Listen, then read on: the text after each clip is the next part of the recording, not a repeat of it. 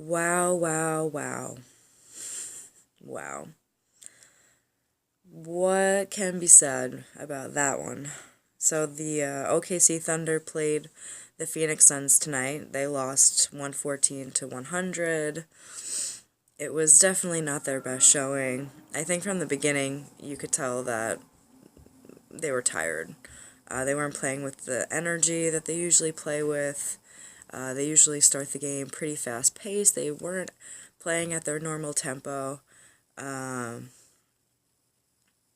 and it's difficult when you're playing a team that is not as well.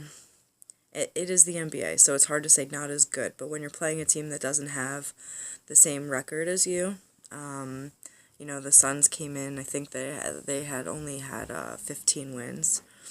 So when you're playing a team like that, sometimes what can happen is that you play on their level, or you play on their tempo, or you kind of go in thinking, oh, this is a shoo-in win, and not play as hard as necessary. I think that was definitely seen when it came to those loose balls. Uh, the OKC Thunder they weren't, grabbing those loose balls, going for everything. And it's games like this where you see that Dre is really missed, because he's that player. He's kind of scrappy. He gets in there, he grabs all the loose balls. Yeah, he might not hit his free throws, or he's not a shooter, but when defense is needed, that's the guy. So you could definitely see that his presence was missed tonight, especially against these young players on the Suns. They're very quick, and Dre is a young player too, so he definitely probably would have matched up better than Ferguson in this situation. And Ferguson, young player, he fouled out. Obviously, he still needs to work on his defense. I think, especially when it comes to some of the bigger players, that when he's switching and he's on some of these bigger players like Tyson Chandler, he needs to stand straight up instead of whacking his arm down, and now he's getting called the foul. So it's a work in progress. Obviously, work in progress. This game was very nostalgic for me, actually. So I've said before that I was a Knicks fan before, and I watched Melo on the Knicks, and so on the 2012 Knicks, Carmelo Anthony, Raymond Felton, and Tyson Chandler were on that team, and they were a very good team. They won like 54 games before losing to the Indiana Pacers in the second round, and Paul George was on that team. So, and I actually was at that playoffs game at MSG. So yeah, that was it's pretty nostalgic to see them all on the court at the same time. But anyways, 2012. We're in 2018 now, so I guess not so much has changed. I don't know.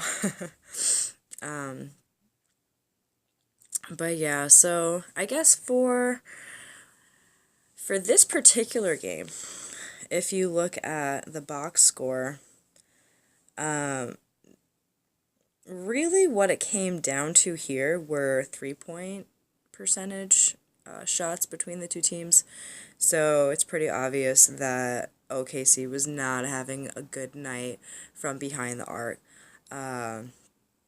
They shot 29% and the Suns shot 43%. They were having a much better night. And the other difference was in free throws. Free throws, those will sneak up on you. They really will. OKC shot 57% and Phoenix shot 83% in free throw percentage. So that's the difference between winning and losing the game. And yeah, wow, that's pretty crazy that free throws can make such a big impact in who wins and loses the game, because honestly, the other OKC had a few more turnovers, but only 3 more. Of course, if the Suns scored off of those turnovers, they were costly, but it wasn't a huge difference there. So So yeah, so that's something that they will need to work on going forward. 3 point shots, probably between PG and Carmelo. Several of those 3 point shots shouldn't have been made because they were okay shots, but they weren't great looks.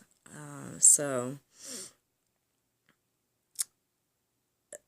the thing is that taking a 3 point shot versus driving to the basket doesn't take as much energy. You know, when you're making a hard cut, that takes a lot out of you. But it would have been a better choice especially when you're having a night where you're not shooting as well. I will say though, in terms of offense, my concern is not with the starters. It's with the second unit. And the second unit, although Felton has been very good for them, and sometimes PG will act as their point guard, the second unit gets very stale. They lose mobility of the ball. They don't swing the ball as much, but when they do, they have success. And, you know, defense creates offense. Their defense, it's decent. You know, Hustis blocks, and Jeremy Grant is you know, when he has those crazy dunks, it's pretty cool to watch. But that's something that they need to do night in and night out. So it'll come. It'll come. Definitely the second unit needs some more time with the vets. Kind of learning each other a little bit more. You could tell that they're still not connecting. They still don't have that chemistry.